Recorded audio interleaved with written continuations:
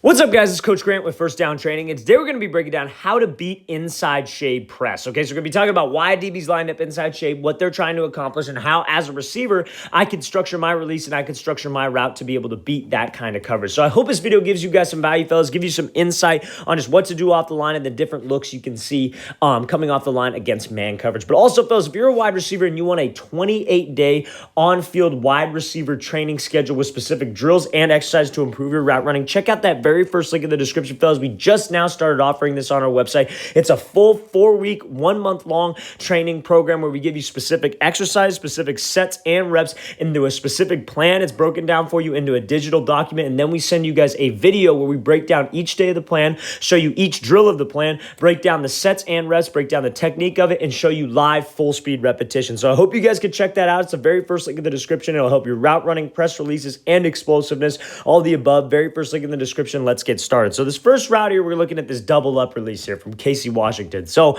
this double up is a great example of what to do when you have something like this is like a quick fade. We're on the goal line, obviously, right? So I got to get up into this route quick. We know the quarterback wants to get this thing out of my hands fast, right? And so for all you DBs out there watching this, how you guys can kind of understand this is, oh, okay, well, we're on the goal line, 10-yard line going in. I know the quarterback has to get this thing out quick, so I'm going to be alert. I'm going to be ready to react, right? But now a DB is inside shade because why?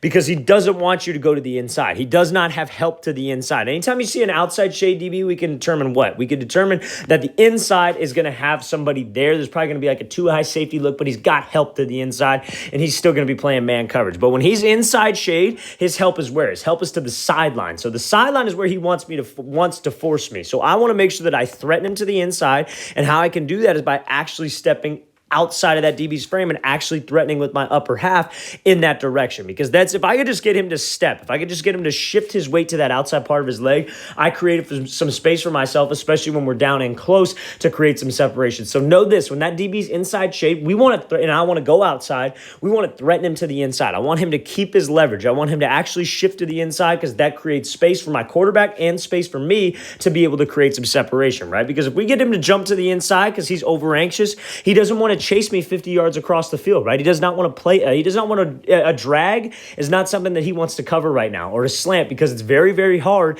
to chase a guy over the middle of the field when you're playing a guessing game as a DB. So we got to threaten him in that direction. We got to threaten him with that, and that's what creates space. And you see how Washington does such a great job on this fade route, keeping his head down, making sure we accelerate. We got to make that DB pay. Whether he's off man like 7 yards and I square him up, he keeps his leverage, and then I break to the out route, I got to make sure I accelerate on this portion of the route. Got to make sure I accelerate on this portion of a fade, because that's how I make him pay for jumping to the inside, for being over anxious to the inside. I got to keep my head down. I got to make sure that I pump my arms and accelerate out of this thing so I create separation. Because you see how this DB is able to recover, but nothing beats. We got him by a step. That's all we need, especially on the goal line. And then all the quarterback has to do, this is an easy throw for the quarterback, fellas. This is not a hard throw. Everybody would be like, oh, the quarterback's put in a perfect spot. That's not a hard throw. Take it from a guy who played quarterback. If you get him by a step and we're in close like this, all I got to do is put it with some air and just let you go run it down. So that's a perfect execution right here by Washington. Let's watch the thing again, full speed one more time. Great job threatening to the inside and then exploding back to the outside to make this play over the top. That's how you beat inside shade press coverage. All right, guys, we want to thank you for watching. I really appreciate it. If you guys have any questions at all, please feel free to leave those in the comments below. I always appreciate the feedback. Always appreciate the questions. So again, feel free to leave those below. I'll get back to you as soon as possible. And again, fellas, very first link in the description if you want a 28-day on the field wide receiver workout plan. So we give you the specific drills to improve your route running, press releases, explosiveness, all broken down to a 28-day plan with sets and reps. Hope you guys could check that out. Very first link in the description. I'll see you guys next time.